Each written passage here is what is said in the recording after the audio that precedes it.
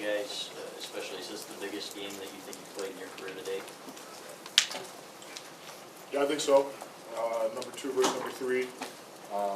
It's for a Big Ten championship berth. It's a big game. I second that. Agreed. I'm not from Ohio. All right, other questions, please raise your hand. We can make sure to get a microphone to you.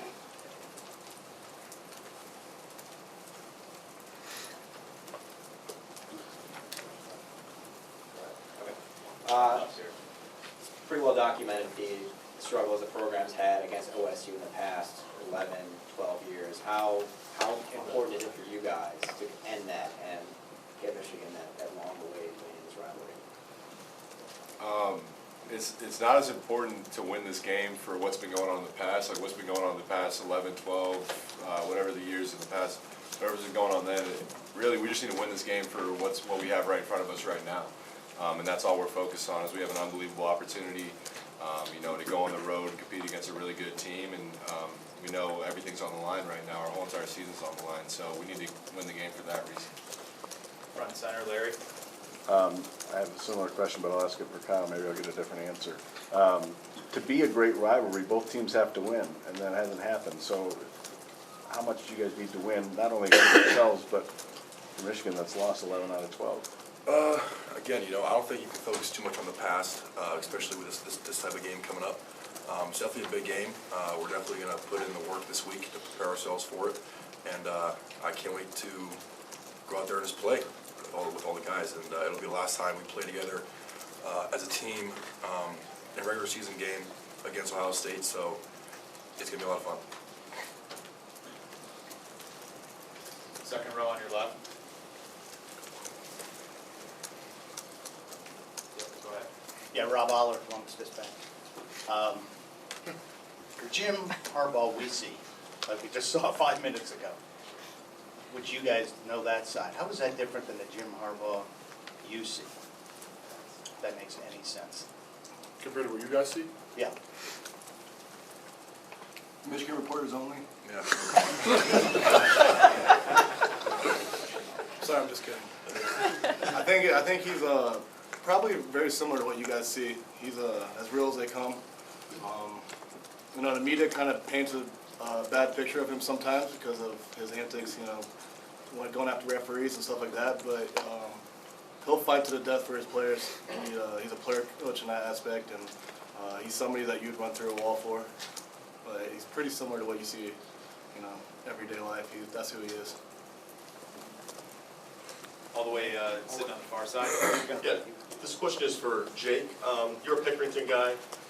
There are many others in this game, Taco, also Pat Elfline guys on the Ohio State side. What is it about Pickerington that seems to put so many guys in this rivalry? Shoot, I don't know. We got, in my class, the class above us, the class below us, we got a lot of really good athletes, and I think it kind of helped us growing up that we had a lot of talent because we could push each other. We were always pushing each other and competing against one another. So I guess that kind of all played a factor into how we got to this level. Front row left, John. Chris, your crew has the task of containing or trying to contain J.C. Barrett. Can you talk about that challenge? Yeah, he's a good player. The last couple years we played him, he's put some numbers up against us. We face a lot of similar offenses. Rutgers, I think one of their coaches was one of the old coaches at Ohio State was their head coach now, or offensive coordinator, one of the two. So we've seen a lot of similar offenses this season with the spread, the different option plays they have, different quarterback runs and things like that. So we've been preparing all year. Obviously they have different athletes and things like that, but it's going to be a game where we're going to have to shut down a few players, and we're ready for that task. Back to the middle left. Jake, I know last year you talked a lot about the 06 game and watching it at your friend's house and the excitement that created. So I know both teams aren't undefeated, but is there kind of that kind of same excitement now that Big Ten East might be on the line in this game? Absolutely. That game was number 1 versus number 2, and both teams. I know a lot of people wanted to see a rematch in the national championship, and I know even if you weren't an Ohio State, Michigan fan, you were tuning in to watch that game. And I think that'll be pretty similar this week, number 2 versus number 3. Really everything on the line for both teams. It's an absolute must-win game. So it's going to be a great atmosphere. Everybody's going to be tuning in to watch this, and we're excited to play in this game. All the way to the left, third row. Chris, you talked about the defense and playing some similar offenses this year. How has Don Brown made you better prepared, or how has his philosophy really made you better prepared to defend their offense this year? He's an aggressive coach. That makes us more of an aggressive defense with the type of calls he has, the type of schemes that he has each and every week, game plans and things like that. But we've done very well all year, and we're going to continue to keep playing well, and that's what we're going to use. This week is resting on what we've done and continue to play as hard as we can every single play, and have Coach Brown call up some good plays and be ready for that. Front middle, Larry. You just talk about Jabril Peppers and maybe a play or a thing he's done in a game or in a practice that has most impressed you with his physical ability, and having him on your team in a game where often, a star has to shine. Thoughts on having him on your side? There was one situation last spring ball during our 4-hour practices when Coach Harbaugh first got here. We were all beat up, exhausted after a 4-hour practice. It was the middle of spring ball, so it was when it was really starting to hit us. We were in full padded practice. It was about the 3-hour mark, and Jabril returned a punt during a punt drill, returned to 40 yards, and then when he was jogging back to go return another one, he did a cartwheel, back handspring, backflip 360 in full pads. I was like, oh my God, I can't even believe he just did that. But it's great having an athlete on your side. It's great. He can change the game on defense, special teams, on offense. He's a big spark for our team, and we're happy to have him. Middle, front row, Wojo. Maybe for Kyle and Eric, your coach does a good job every week of saying every game is the same championship game and everything else.